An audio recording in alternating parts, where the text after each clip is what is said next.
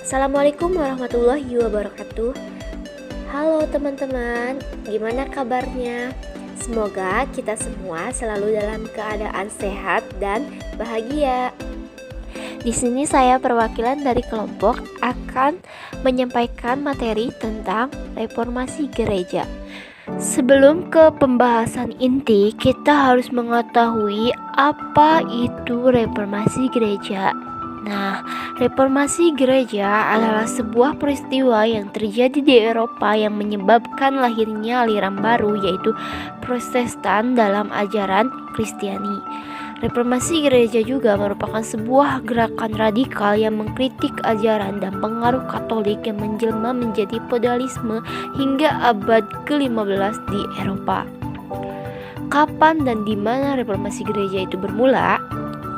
Jadi, reformasi gereja itu terjadi pada abad ke-16 atau tepatnya sekitar 13 Oktober 1517 ketika Martin Luther memakut tulisannya yang berisi 95 tesis atau kritikan terhadap ajaran Katolik di depan pintu gereja Wittenberg, Jerman. Pembahasan selanjutnya yaitu siapa saja tokoh penting dalam reformasi gereja.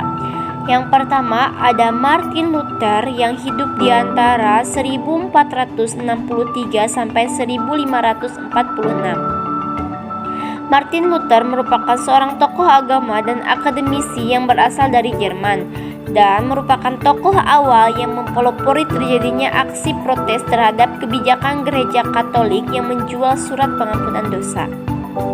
Martin Luther juga menilai begitu banyak penyalahgunaan yang telah dilakukan oleh pihak gereja Katolik terhadap ajaran Kristiani seperti penjualan indulgensi, penyimpangan sakramen suci, mitologisasi dan tahayul, bahkan praktek korupsi yang berupa pajak yang membebani masyarakat.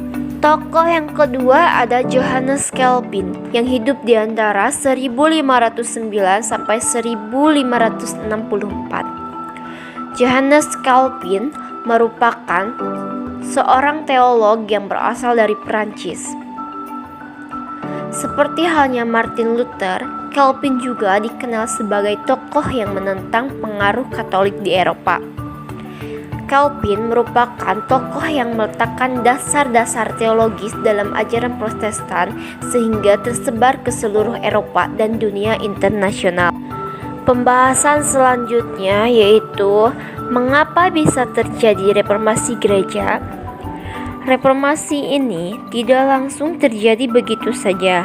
Sebenarnya, reformasi gereja ini sudah berawal sejak ketika masa sebelum Renaissance dimulai, yaitu berawal dari kumulut dalam organisasi kegerejaan di Barat dan kerajaan Romawi Suci yang memuncak pada masa Kepausan Avignon. Nah, Kepausan Avignon ini merupakan periode yaitu antara 1305 sampai 1378 di mana terjadi perpindahan yang sebelumnya Paus tinggal di Roma yang kemudian pindah ke Prancis, tepatnya di daerah Avignon di mana Paus memerintah wilayah Prancis.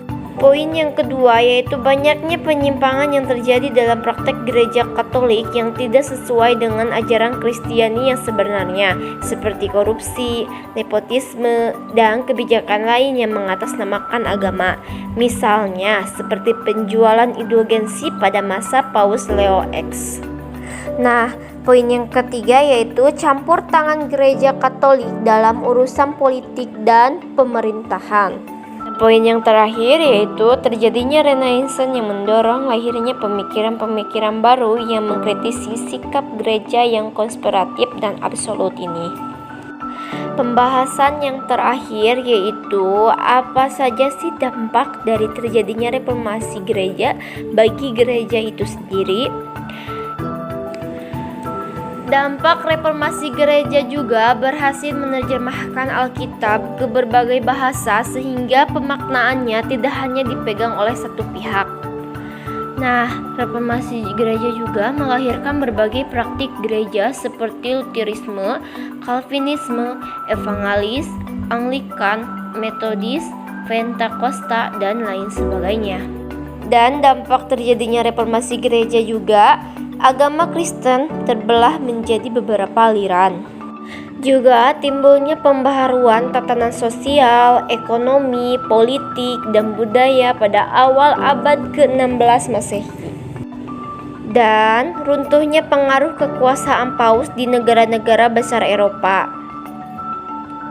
Untuk yang terakhir yaitu dampak dari reformasi gereja, munculnya gerakan misionaris untuk menyebarkan agama Kristen ke seluruh penjuru dunia.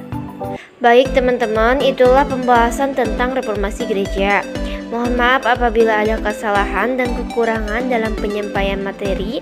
Mohon dimaafkan ya teman-teman. Terima kasih atas perhatiannya. Wassalamualaikum warahmatullahi wabarakatuh.